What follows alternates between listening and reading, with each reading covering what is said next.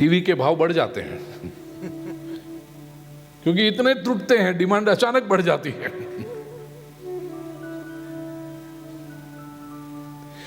कर्म में भी क्रीड़ा थी, एक्चुअली खेल था, इट वॉज अ गेम। क्रीड़ा में भी यदि फल की अभिलाषा आ गई तो एक तनावपूर्ण कर्म बन गया। और कठिन से कठिन कर्म हो, ये जो एवरेस्ट को सर करने जाते हैं, कितना मुश्किल काम है। सामान्य व्यक्ति तो सोचे भी ये उधामा रहवा दे भाई, आपने शू काम करवा બધું। लेकिन वो निजानंद के लिए जाता है तो उसको वो क्रीड़ा लगती है। कितने वर्षों की ट्रेनिंग, कितना पुरुषार्थ, प्राण की बाजी लगाकर जाता है वो, और इतनी ऊंचाई सर करके वहां 5 मिनट से ज्यादा नहीं रुक सकते एवरेस्ट के ऊपर, तुरंत नीचे उतरना शुरू करते हैं। लेकिन उसकी प्रसन्नता, तो फल की अभिलाषा नहीं थी तो कठिन से कठिन कर्म भी आनंददायक बन जाता है, खेल बन जाता है। हम जीवन के छोटे छोटे कर्मों में यदि ये सिद्धांत लागू करें, कोशिश तो करके देखो, फल की अभिलाषा छोड़ो, फल की अभिलाषा छोड़ो।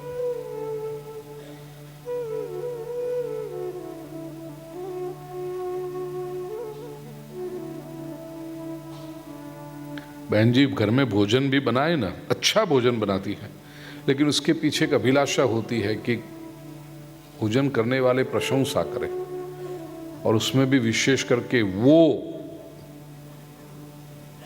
और प्रशंसा करना ही चाहिए। यदि वो प्रशंसा न करे तो बहन जी को अच्छा नहीं लगता।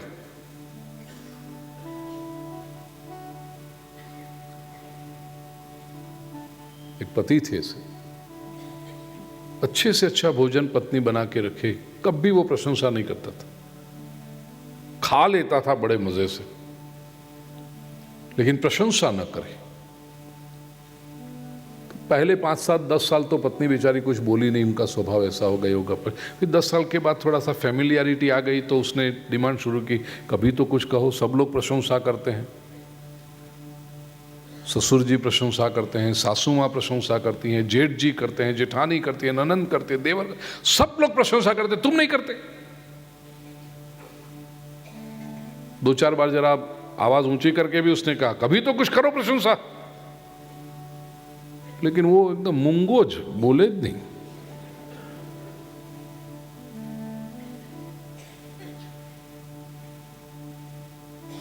एक दिन पता नहीं क्या प्रभु ने प्रेरणा की, भोजन कर किया उसने और प्रशंसा के पुल बांधने लगा। वाह वाह, क्या भोजन बना है आज का, ओ हो, क्या भोजन बना है, क्या भोजन बना है।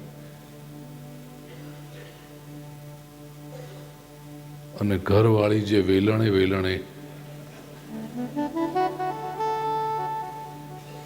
वो कहता है क्या हुआ, बरसों से तुम कह रही थी भजन की प्रशंसा करो, भोजन की प्रशंसा करो, आज कर रहा हूं। तो कहती है आज ही मैंने बाजू वाली के पास से मंगाया था।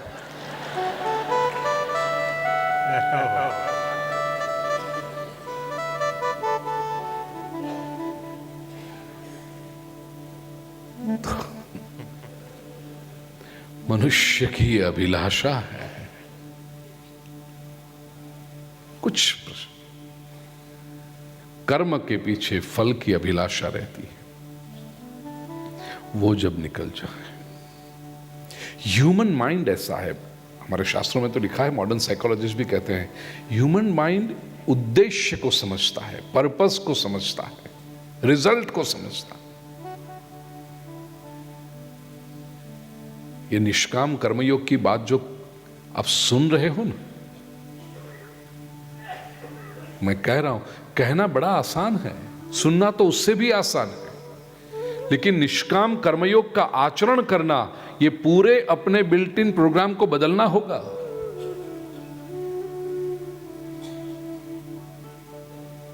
बहुत स्वाभाविक है, अपेक्षा रखना और वो अपेक्षा छूट जाए। और याद रखना शब्दों को, it is a human mind. शायद ऐसा कहें कि जैसे वो माइंड डेवलप होते जाता है, ऐसे उसमें ये अपेक्षा की प्रोग्रामिंग आते जाती। थोड़ा सा विस्तार करो इसका। ना ओनली ह्यूमन माइंड नहीं, माइंड के ऊपर, या तो ब्रेन जिसको कहते हैं। इवन किसी पशु को भी आप ट्रेन करते हो सर्कस में, या हम जब जाते हैं ना प्रदेश में, वहां पर वाटर पार्क होते हैं, वहां व्हेल है, ऐसी जब फिशेस है, सी लायन है, उनके भी अब ट्रेनिंग दी गई। उसका अर्थ है कि उसके ब्रेन में कुछ प्रोग्राम फीड किया। म्यूजिक चलता हो, म्यूजिक के बीट के साथ एक साथ में 3 व्हेल ऐसा करके आपने देखा होगा। अब लगता है वो है तो मछली, कितनी उसको ट्रेनिंग दी होगी, कितनी वो कैसे दी? जैसे ही एक बार वो ऐसे आई कि उसको कुछ खाना दिया गया। कुत्ते को भी जब ट्रेनिंग देते हैं उसको तो क्या कुछ खाना देते हैं, ऐसा कर, जैसे किया कि उसको कुछ खाना दे देते हैं। इसका अर्थ क्या हुआ? कुछ अपेक्षा है। देखो आपने जो किया था ऐसा, 2 पैरों पे मैं खड़ा रहा, लाओ कुछ दो। अब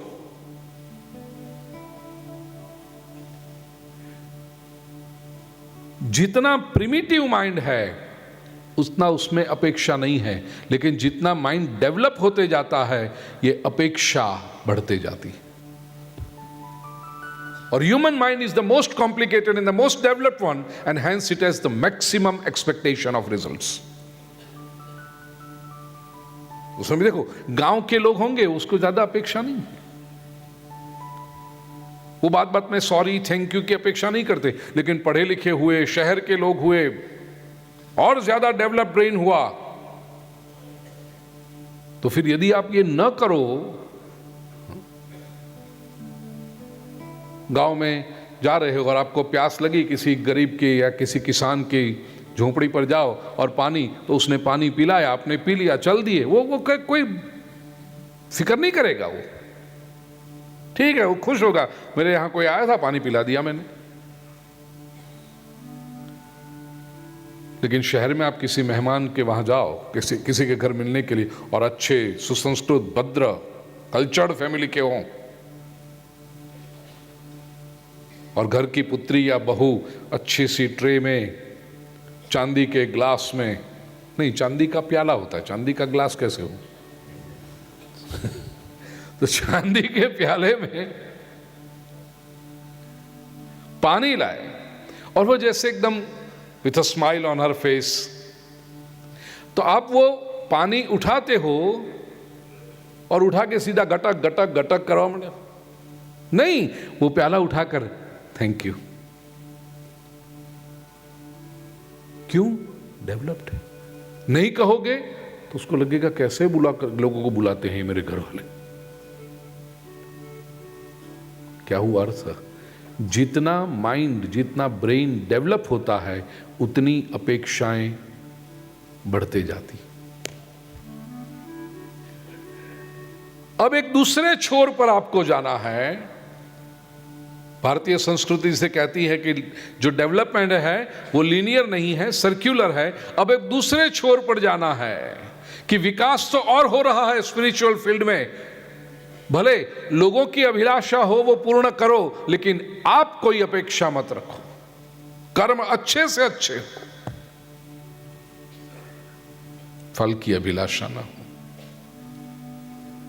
पूरा अस्तित्व निरपेक्ष है, निराकांक्ष है। सूर्य उगता है, क्या कोई अपेक्षा लेकर उगता है? चंद्र शीतलता प्रदान करता है, क्या कोई अपेक्षा है उसकी? नदियां बहती हैं, क्या नदियों को कोई अपेक्षा है? पौधे पर फूल खिलते हैं, वृक्षों में फल लगते हैं, क्या कोई अपेक्षा है? कोई अपेक्षा। मनुष्य की अपेक्षा ऐसी है प्रिय स्वजनों कि वो उस अपेक्षा जहर निर्माण करती है। वो स्वयं तो दुखी होता है, इतना ही नहीं, अपनी अपेक्षा के कारण वो अन्यों को भी दुखी करता है।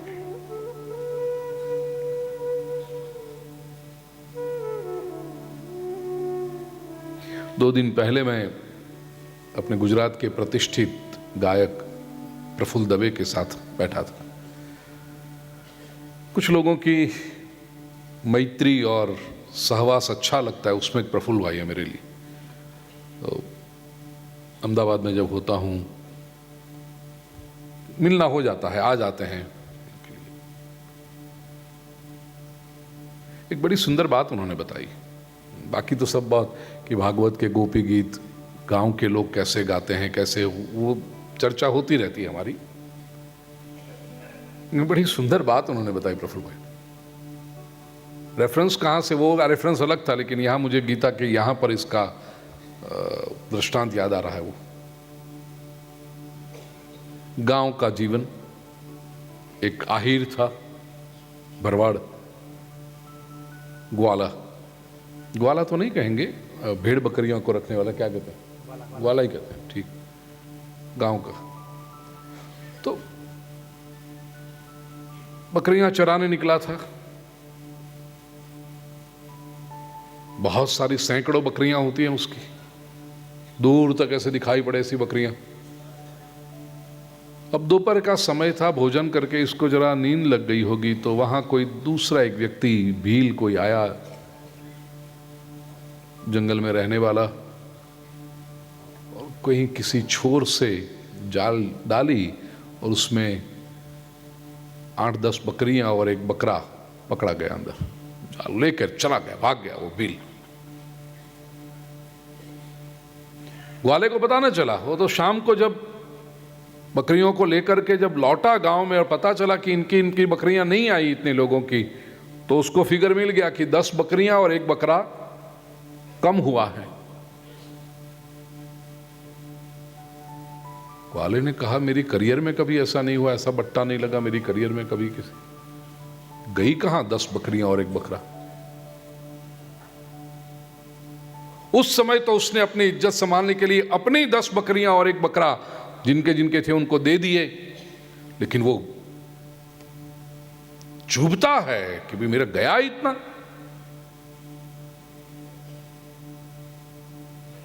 दूसरी तरफ वो जो चुरा कर ले गया उसको भी छुपा के रखना पड़ता है ना। गांव है छोटा सा, पता चल जाता है इसके पास कुछ नहीं था, अचानक 10 बकरियां और एक बकरा कहां से आ गया, तो भील को भी छुपा के रखना पड़ता था। 10-15 दिन के लिए, फिर किसी को पता ना चले तो धीरे धीरे धीरे करके निकाले बाहर और डंक ही जाए बधू। लेकिन वो ग्वाले ने इतना अपने मन पे ले लिया कि मेरी चूक कहां से हुई, ऐसा हो कैसे सकता है। प्रयत्न तो उसने बहुत किया, कहां से गए होंगे पता नहीं चला। और जब अपना पुरुषार्थ कम पड़ता है तब व्यक्ति परमात्मा, जो भी उसकी श्रद्धा का केंद्र हो, वहां पर उसका ध्यान जाता है। तो वो ग्वाले ने, वो आहिर ने संकल्प किया ऐसा, जो भी उसके कोई गांव का छोटा सा मंदिर, देवी मां का मेलडी, वहां जाके उसने संकल्प किया, हे मेलडी मां, मारा चुराएला ढोर जो ये चोरी हो गए हैं वो मिल जाए तो वो बकरा जो उसमें एक गया है ना, वो तुझे चढ़ा दूंगा बलि के रूप में। और ये बात भी फैली, वो भील भी छुप छुप के आता था गांव में, क्या हो रहा है सबको पता चलता है कि नहीं। उसको पता चला, या तो मेलडी माना सौगन लीधा छवे तो वो भी डरता है। गामनी मां मेलडी साक्षात हो।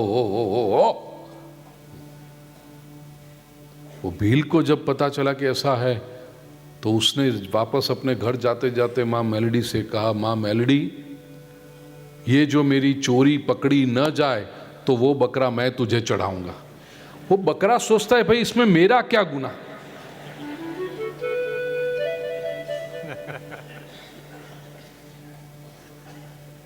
मारो कहीं वाक। पकड़ा गया तो भी मैं चढ़ूंगा, नहीं पकड़ा गया तो भी बलि तो मेरी ही चढ़ने वाली।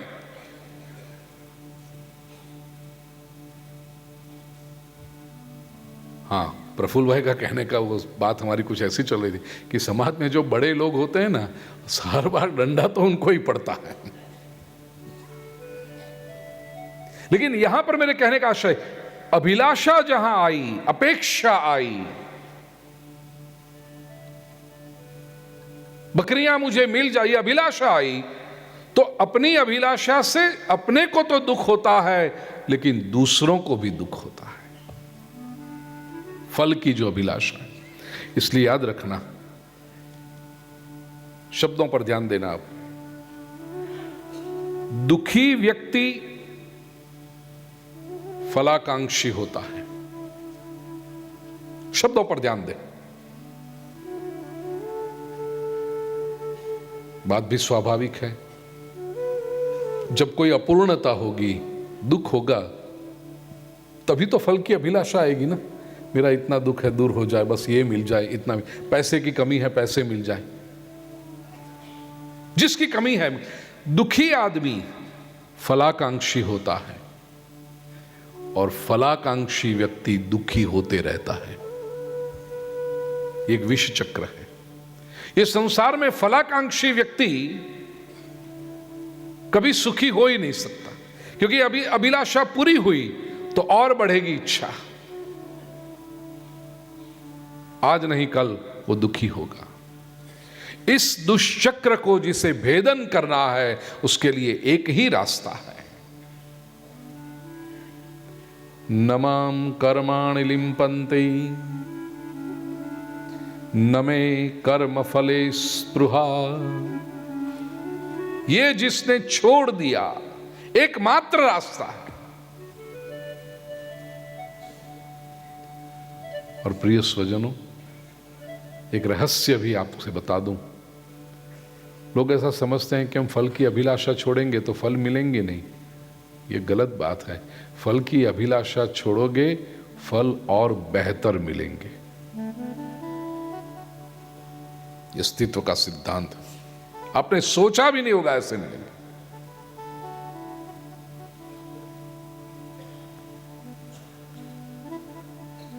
निस्पृही व्यक्ति जब हो गया, संस्कृत में बड़ा अच्छा सुभाषित है, अजय भाई, निस्पृहस्य तृणं जगत। जो निस्पृह व्यक्ति है, उसके लिए पूरा जगत, पूरा विश्व घास के तिन के बराबर है। जीवन को खेल बनाइए बस, अभिलाषा छो। हम खेल को भी जीवन बना देते हैं और उस दुखी होते रहते हैं।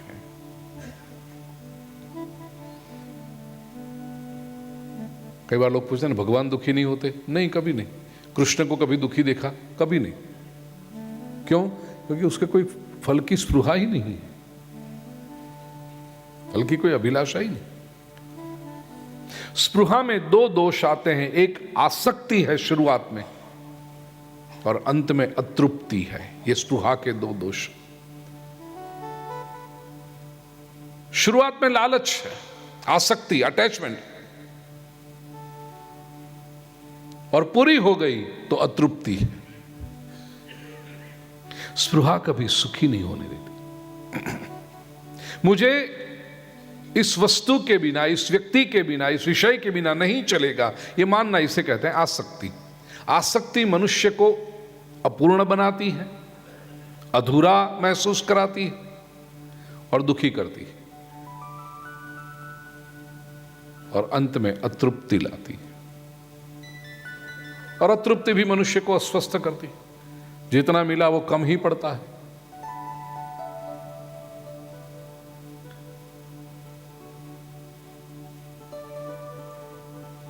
कर्मयोगी की मनस्थिति क्या होती है?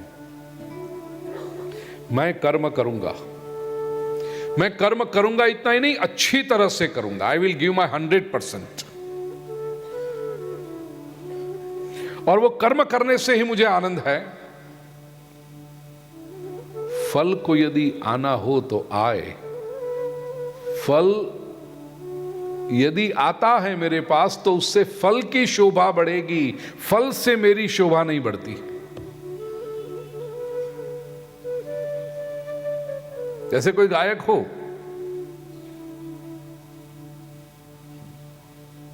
गीत प्रकट हो रहा है और गाया, वो गीत को गाने में ही आनंद है। अब इस गीत को किसी ने सुना, किसी ने नहीं सुना, उसकी मर्जी। किसी ने सुना तो उसने ताली बजा दी, ठीक है, ना बजाई कोई बात नहीं, मुझे आनंद आ गया। जैसे पौधे के ऊपर फूल खिलता है,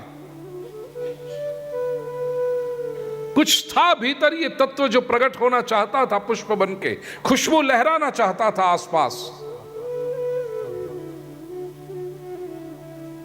ये प्रकट हो गया, उसी में आनंद है। अब किसी ने आके देखा पुष्प को, उसको छुआ, उसकी खुशबू ली, प्रशंसा के दो शब्द कहे कि वाह बहुत सुंदर, कहा तो ठीक, न कहा कोई बात नहीं, पुष्प बन गए, बस उसी में प्रसन्नता। इतना तय कर लेना मेरे प्रिय भाइयों और बहनों कि आप जंगल में किसी पौधे पर खिले हुए पुष्प बनना चाहते हो या किसी की फूलदानी में बने हुए अरेंज्ड फ्लावर अरेंज बनना चाहते हो। यदि आप किसी की फूलदानी में बने हुए फूल की बनने के तो फिर प्रशंसा की अभिलाषा रहेगी ही। जब तक प्रशंसा नहीं होगी तकलीफ होगी। लेकिन पौधे पे खिला हुआ पुष्प बनना, पूरे वन का साम्राज्य उसका, उसकी खुशबू को कोई मर्यादा नहीं होती, उसमें जो आनंद है। नमे कर्म फले स्पृहा, फल की इतना साइकोलॉजिकल स्टडी किया गया है। फल की आकांक्षा होती है तो कितना नुकसान होता है। पहले तो व्यक्ति संशयी बनता है, अपने शक्ति के बारे में उसको संशय आता है। मैं इतना कर्म कर रहा हूं लेकिन ये फल मुझे मिलेगा कि नहीं, अपनी शक्ति है कि नहीं, अपने मैं इतना ज्यादा सोच रहा हूं मिलेगा, अपनी शक्ति के बारे में संशय, मुझसे ये हो सकेगा या नहीं हो सकेगा। दूसरा, अन्यों के बारे में संशय, मैं ये काम कर रहा हूं लेकिन उनकी मदद मुझे मिलेगी कि नहीं मिलेगी, उनका सहकार होगा या नहीं होगा। तीसरा, प्रभु के बारे में संशय, भगवान मेरी इच्छा पूरी करेगा या नहीं करेगा, प्रभु के बारे में संशय। अब जिसको अपने बारे में संशय, लोगों के बारे में संशय, अरे परमात्मा के बारे में संशय, वो व्यक्ति जीवन में सुखी कैसे हो सकता है। भगवत गीता में श्री कृष्ण कहेंगे संशयात्मा अविनश्यति। ये सारी बातें क्यों हुई? फल की स्पृहा, फल की इच्छा है। अर्जुन हजारों वर्षों से इस सृष्टि में जो रत्न निर्माण हुए हैं, जिन्होंने परमात्मा की प्राप्ति की है, उन लोगों ने ऐसा ही जीवन जिया है, फल की अभिलाषा नहीं रखी। और इस रूप से जो जीवन जिया है वही कारण है कि उनको परमात्मा की प्राप्ति हुई है। 15वें श्लोक में प्रभु ये कहते हैं, आइए 15वां श्लोक। एवं ज्ञात्वा कृतं कर्म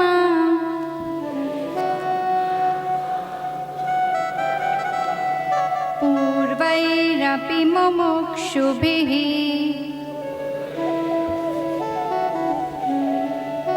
कुरु कर्मैव तस्मात् त्वं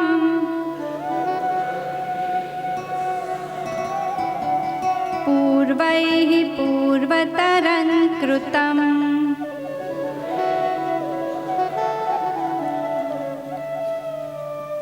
पूर्वैः मुमुक्षुभिः, पूर्व काल के, अतीत के जो मुमुक्षु रहे हैं, उन्होंने अपि भी एवं ज्ञात्वा कर्म कृतम, यही जानकर उन्होंने कर्म किए हैं। तस्मात्, देयरफॉर, इसलिए त्वम पूर्वैहि पूर्वतरम कृतम, पूर्वैहि पहले जो लोग थे, पूर्वजों ने जो किए हैं, उन्होंने पूर्वतरम हमेशा से, कृतम किए जो हैं, किए गए हैं उनके द्वारा, ऐसे कर्म एव कुरु, ऐसे ही कर्म तू कर, उन्हीं की तरह कर।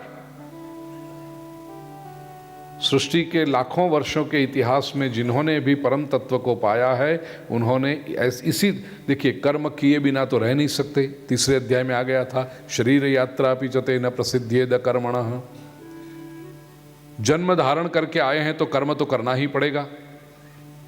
तो कैसे कर्म करना है? फल की अभिलाषा छोड़कर उन्होंने कर्म किए हैं, और इस तरह से उन्होंने कर्म किए हैं, इसीलिए अर्जुन मुमुक्षु बने, वो मोक्ष की प्राप्ति की उन्होंने। इसलिए यदि तू ये चाहता है तो उनके प्रेसिडेंट के अनुसार उन्होंने जिस तरह से सफलता पाई है अर्जुन, उसी मार्ग पर तू भी चल, तू ऐसे ही कर्म कर। एवं ज्ञात्वा, ऐसा जान कर, तू समझ ले अर्जुन। प्रिय स्वजनों, मोक्ष के लिए अत्यंत आवश्यक बात है चित्त की शुद्धि, और जब तक फलाकांक्षा मिटती नहीं तब तक चित्त की शुद्धि होती नहीं। ईश्वर की अपरोक्ष अनुभूति के लिए, शब्द को भी समझना, हमें परमात्मा की अनुभूति है, लेकिन कैसी है? परोक्ष है। हमने प्रभु के बारे में सुना है, हमने प्रभु के बारे में पढ़ा है, हमने प्रभु के बारे में सोचा है, परोक्ष है, इनडायरेक्ट है।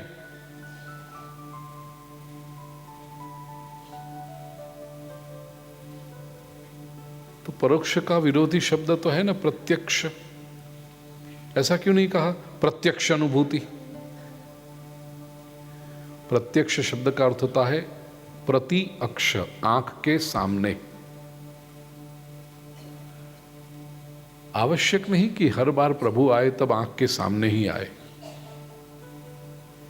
सगुण साकार रूप में ही उपस्थित, आवश्यक नहीं।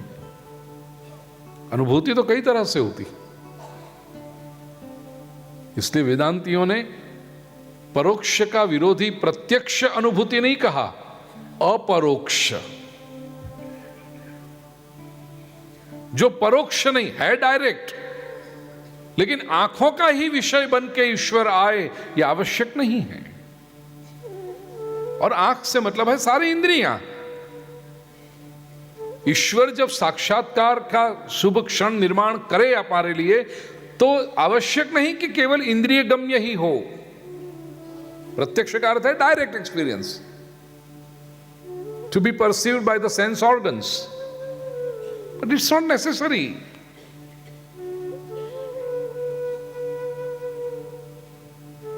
सच पूछो तो प्रत्यक्ष ज्ञान मर्यादित है, लिमिटेड है। इंद्रियां जो पकड़ती हैं वो बड़ा लिमिटेड होता है। इसलिए अनुभूति में से इंद्रिय की मर्यादा को निकालने के लिए वेदांत के महापुरुषों ने कहा अपरोक्ष अनुभूति। और ये यदि करनी है परमात्मा की, तो उसके लिए सबसे महत्वपूर्ण आवश्यकता है चित्त शुद्धि। और चित्त शुद्धि के लिए बेसिक फंडामेंटल जो वस्तु चाहिए वो है निरपेक्ष कर्म, क्योंकि फल की अपेक्षा ही हमारे चित्त को कलुषित करती है। अपेक्षा, आप इतना सोचो, यदि फल की अपेक्षा ना होती तो व्यक्ति व्यक्ति में से कोई संघर्ष ही नहीं रहता। अब બધા વેરઝેર खत्म થઈ જાય। बोलो, यदि फल की अपेक्षा ना हो, પેલા ભાઈને વેલણ કેમ પડ્યા?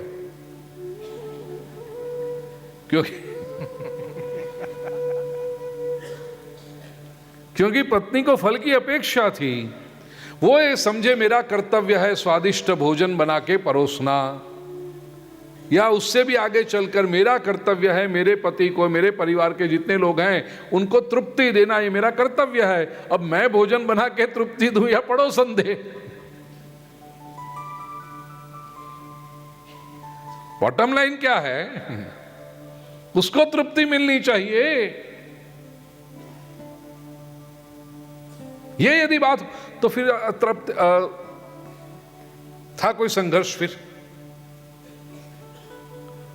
ये तो क्या, थोड़ा मैं कंसिस्टेंसी ला रहा हूं।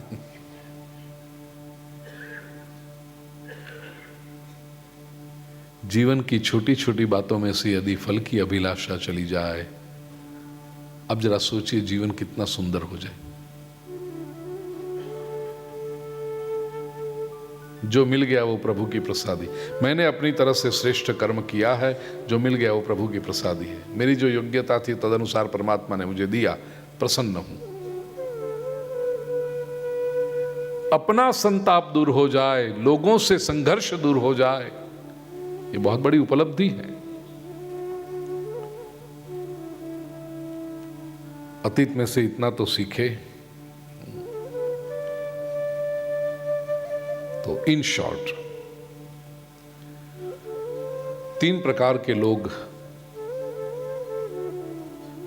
हम अभ्यास कर सकते हैं। पहला, फल की अभिलाषा से ही कर्म करे,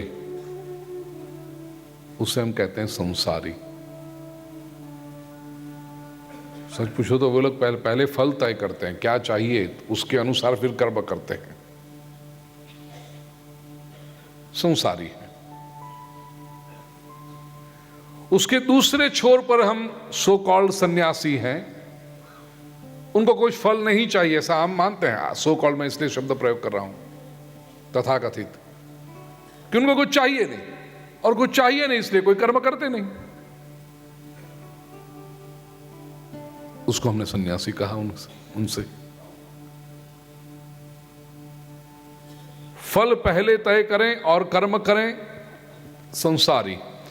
कोई फल नहीं चाहिए इसलिए कर्म भी न करें, तथाकथित सन्यासी। भगवत गीता ये दोनों एक्सट्रीम के बीच एक सुंदर मध्यम मार्ग निकालती है। कर्म अच्छी तरह से करें लेकिन फलाकांक्षा छोड़ दे, यह है भगवत गीता का कर्म योगी। और आनंद वहीं पर है।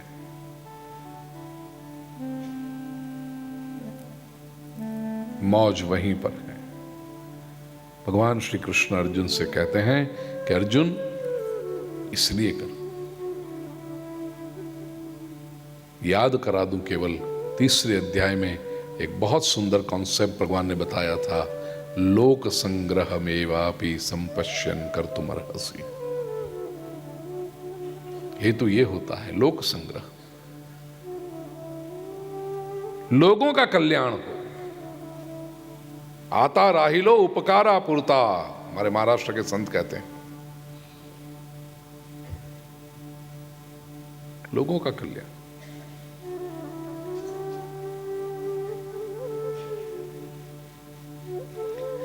अर्जुन ये पूछता है, प्रभु ये बात तो सही आप कहते हो कि कर्म ये, लेकिन कर्म के बारे में ही बड़ी उलझन है। 16वां श्लोक। किं कर्म किम कर्मेति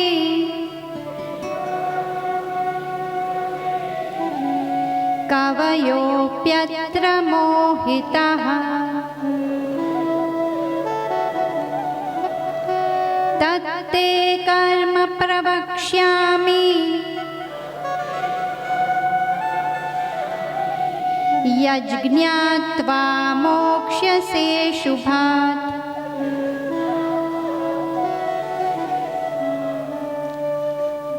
किं कर्म, क्या करें, मतलब कर्म क्या है। किं अकर्म, कर्म क्या है, अकर्म क्या है। इस विषय में कवयः अपि अत्र मोहिताः। पूज्य दादाजी ब्रह्मलीन कृष्ण शंकर शास्त्री जी स्थापित श्रीमद् भागवत विद्यापीठ 16 से भागवत ऋषि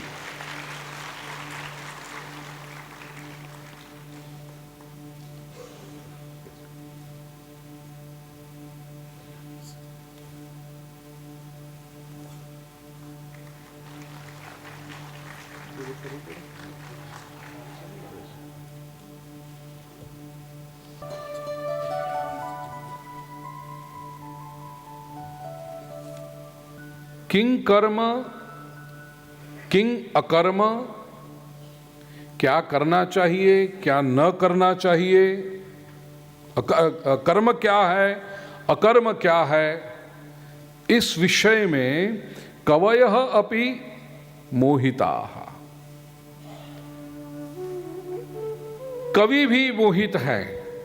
अब कवि शब्द का अर्थ हम केवल इतना ही समझते हैं कि प्रासानुप्रास और अंत्यानुप्रास करे वो कवि, जरूरी नहीं है। संस्कृत भाषा में कवति भक्तेभ्यः उपदिशति इति कवि, भक्त को भगवान मार्ग का उपदेश करे वो कवि। और साहित्य की परिभाषा में देखें तो इंद्रियातीत अनुभव को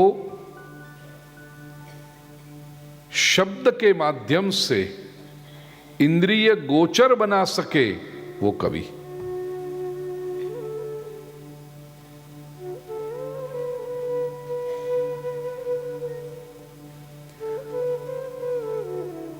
समझ लीजिए आपने एक सूर्योदय देखा और आपको आनंद हुआ। आप कहोगे तो इंद्रिय का विषय है ना, आंखों से सूर्य दिखा। हाँ, लेकिन आपके पास 7-15 लोग वहां खड़े थे, सबको आपके जितना आनंद नहीं हुआ। केवल इंद्रिय का विषय होगा तो सबकी आंखों में वही चित्र बनाना सूर्योदय का, लेकिन सबको वो आनंद नहीं हुआ।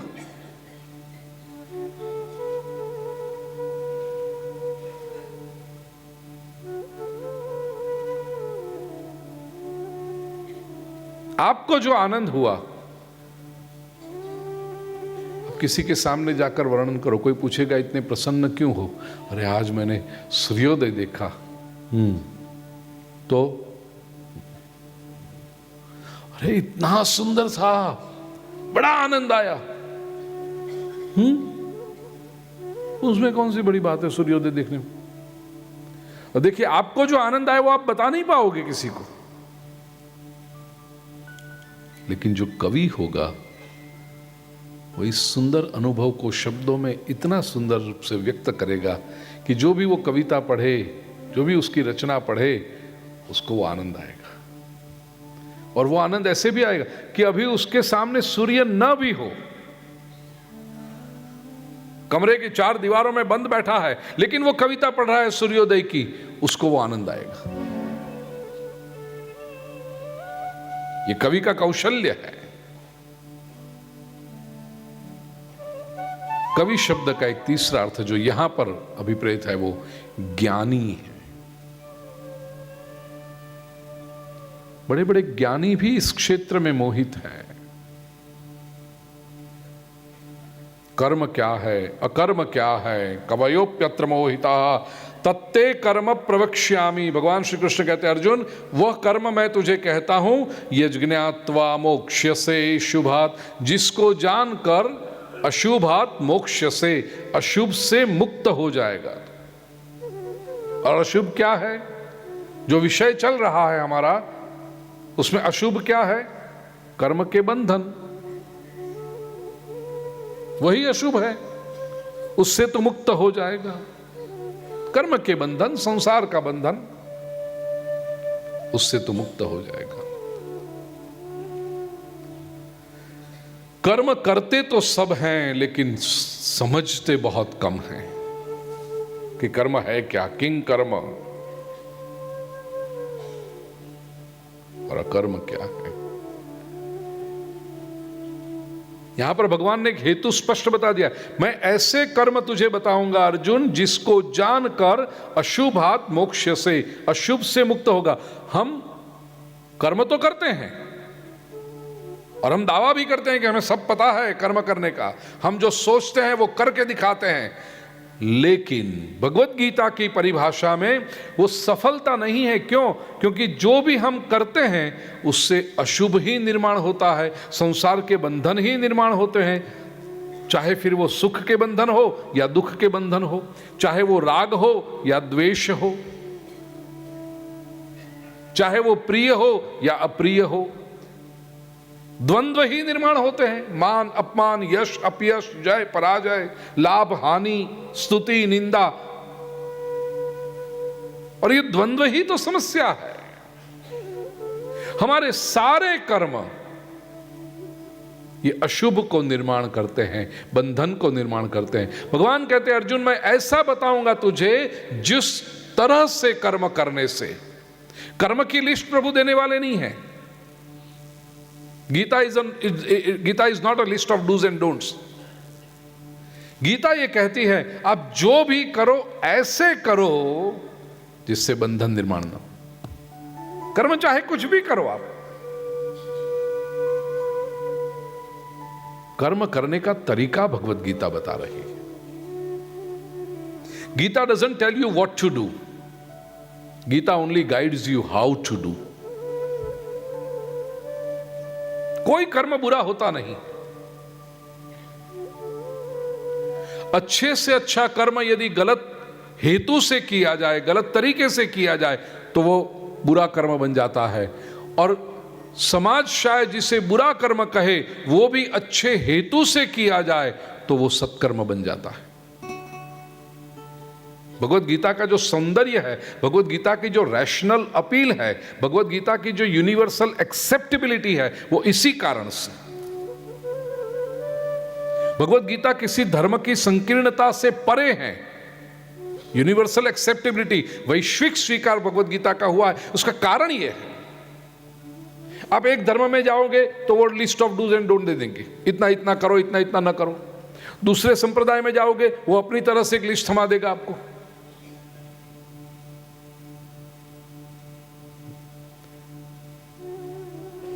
एक संप्रदाय वाले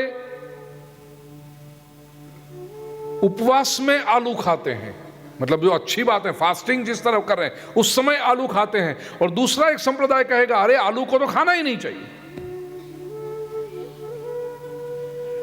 आलू खाएगा वही पाप है, और दूसरे संप्रदाय वाले उपवास में आलू खाते हैं।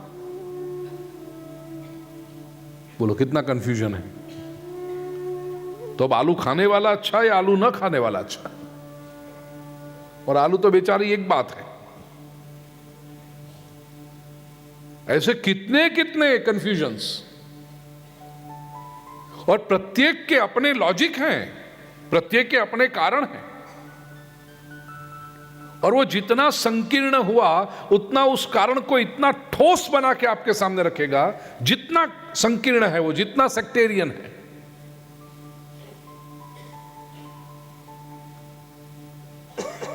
कि हम आलू नहीं खाते इसीलिए हम श्रेष्ठ हैं, आलू खाने वाले तो सब। और ये तो मैं बेचारे निर्दोष आलू की बात करता हूं, बाकी तो बहुत सारी बातें हैं, करें न करें। कवयोप्यत्र मोहिता। ये जो पूरा उलझन भरा हुआ है समग्र विश्व में, और सभी धर्मों में, सभी संप्रदायों में है।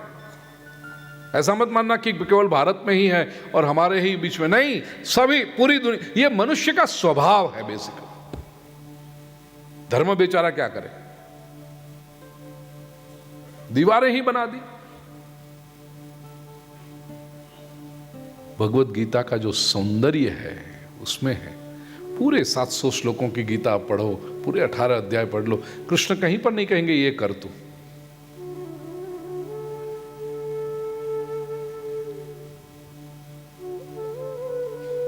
तत्ते कर्म प्रवक्ष्यामि यज्ञात्वा मोक्षसे शुभात्। मैं तुझे कर्म करने की वो प्रोसेस बताऊंगा जिसको करने से तू अशुभ से मुक्त हो जाएगा।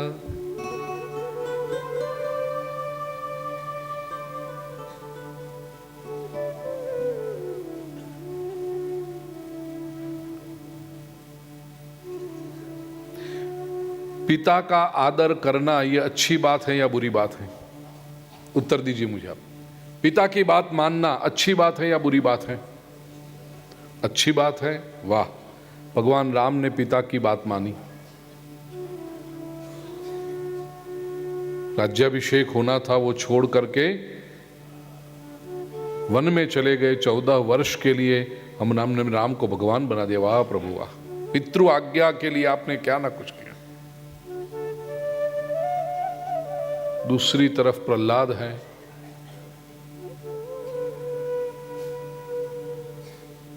हिरण्यकशिपु तो कहता था भगवान को भूल जा। मानी प्रहलाद ने पितृ आज्ञा?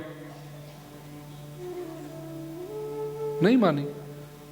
तो फिर आपको प्रहलाद की निंदा करनी चाहिए। जिस प्रहलाद ने पितृ आज्ञा न मानी उसके सामने भगवान न भूतो न भविष्य